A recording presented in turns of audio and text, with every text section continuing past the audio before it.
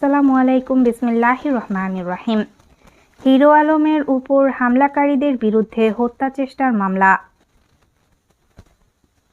বগুড়ায় আলোচিত ইউটিউবার আশরাফুল হোসেন ওরফে হিরো আলমের উপর হামলার ঘটনায় থানায় হত্যা চেষ্টার মামলা হয়েছে। গতকাল মঙ্গলবার রাতে হিরো আলম বাদী হয়ে বগুড়া সদর থানায় এই মামলা করেন। বগুড়া আদালতের আইনজীবীদের 8 জন সহকারীকে মামলার আসামি করা হয়েছে।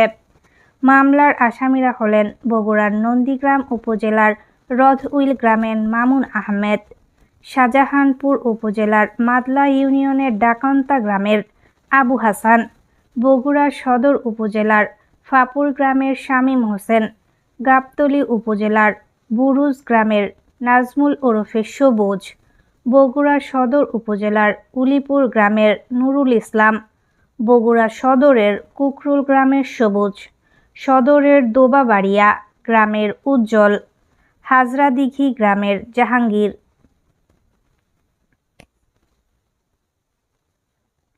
মামলার এজাহারে উল্লেখ করা হয়, হিরো আলম 2008 ও 2023 সালে বগুড়া 4 আসনে কাহালু নন্দীগ্রাম আসনে জাতীয় সংসদ ও উপনির্বাচনে প্রতিদ্বন্দ্বিতা করেন।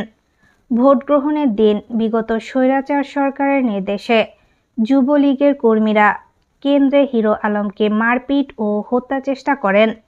অন্তর্বর্তীকালীন সরকারের আমলে ন্যায় বিচারের আশায় 8 সেপ্টেম্বর বগুড়ার সিনিয়র জুডিশিয়াল ম্যাজিস্ট্রেট আদালতে মামলা করেন তিনি। মামলা করার পর চিফ জুডিশিয়াল ম্যাজিস্ট্রেট আদালত ভবনের নিচতলায় বারান্দায় পৌঁছানো মাত্র আসামিরা ঘিরে ধরে তাকে এলোপাতাড়ি মারধর করেন। এর মধ্যে আবু হাসান সরকার হত্যার উদ্দেশ্যে হিরো আলমের মাথা ও বুকে ঘুষি মারেন এবং গলা টিপে ধরেন। নাজমুল হত্যার উদ্দেশ্যে তার পেটে ও পিঠে লাঠি মারেন। পরে তিনি শহীদ জিয়াউর রহমান মেডিকেল কলেজ হাসপাতালে চিকিৎসা নেন। মারধরের ভিডিও ফুটেজ ইতিমধ্যে ভাইরাল হয়েছে। ঘটনার ছবি বিভিন্ন দৈনিকেও ছাপা হয়েছে। বগুড়া সদর থানার ভারপ্রাপ্ত কর্মকর্তা হাইসান সাইহান উলিউল্লাহ মামলার বিষয়টি নিশ্চিত করে প্রথম আলোকে বলেন, হিরো আলম তাকে মারধর ও হত্যা চেষ্টার অভিযোগ এনে থানায় মামলা করেছেন। অভিযুক্ত ব্যক্তিদের বিরুদ্ধে আইনি ব্যবস্থা নেওয়া হবে।